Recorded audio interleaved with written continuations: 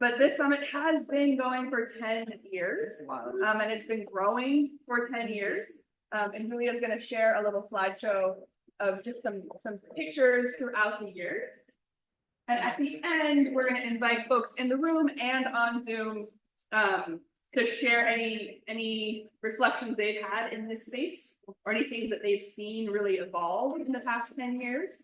So think about what you've seen in this field in the last 10 years. We want to hear those things in just a moment. Yeah. But before we do, I just wanted to quickly spotlight a couple of other urine recycling and eco-toilet conferences that happened before Rich Earth as just a moment of gratitude to all of the work that's gone into this movement before the Rich Earth cycle was founded. So first and foremost, we have the Cape Cod Eco-Toilet Summit in 2011 and 2012. Those twos and ones should be switched on this one. But this was organized by Hilda and Earl, who are here today. I see Earl on the screen. You could wave if you would like. Thank you to Hilda and Earl for organizing this amazing gathering of demonstration of a wide variety of eco-toilets. And then there was also the Finnish Dry Toilet Conference, which was an international conference that happened for many years and really did a lot to bring the movement together in those years as well. So moving on to Rich Earth. The first summit was in 2015, and just a huge amount of gratitude to Kim, who's here today.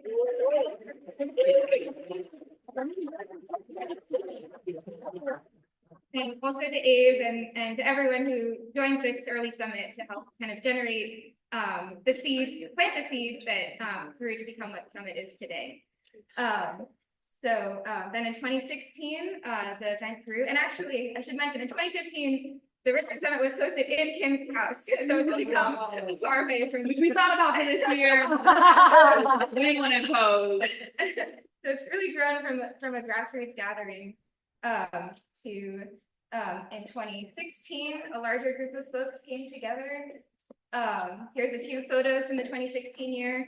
This was the first year that we added on a tour of our local UNRP, which was really kind of a budding initiative at the time.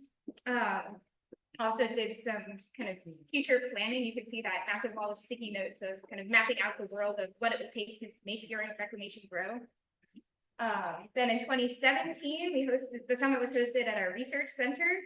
You can see, for those of you who will be there today, this empty space is now full of a room that's our research laboratory to the right of where that one little room is. These are some photos from 2017. We had Tova Larson as our keynote speaker that year.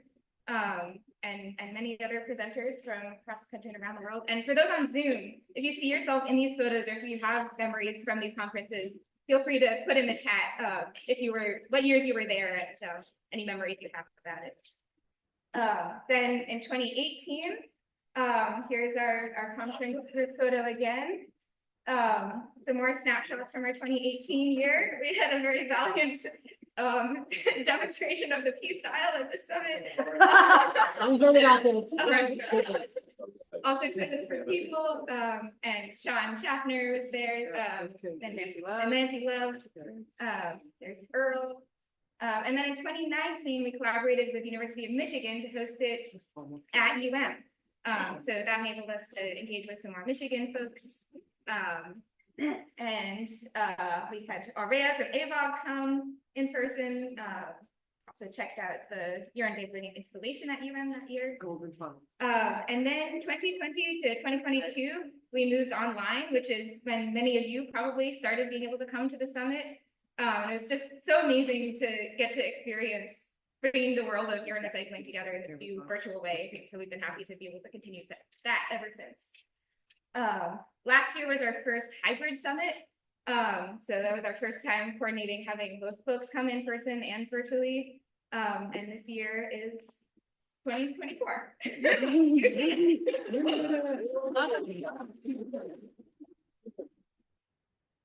We wanted to take a moment and just hear from anybody in the audience here in person or folks on Zoom, if there are reflections that you have of how much this movement has grown in the past 10 years, or things that you've seen happen in the 10 years that you didn't think could happen in that amount of time. Any I'll say something. Yeah, Nancy. Yeah, I just. And if you wanna come up here, it would be amazing, just so they can hear and we don't have to repeat everything.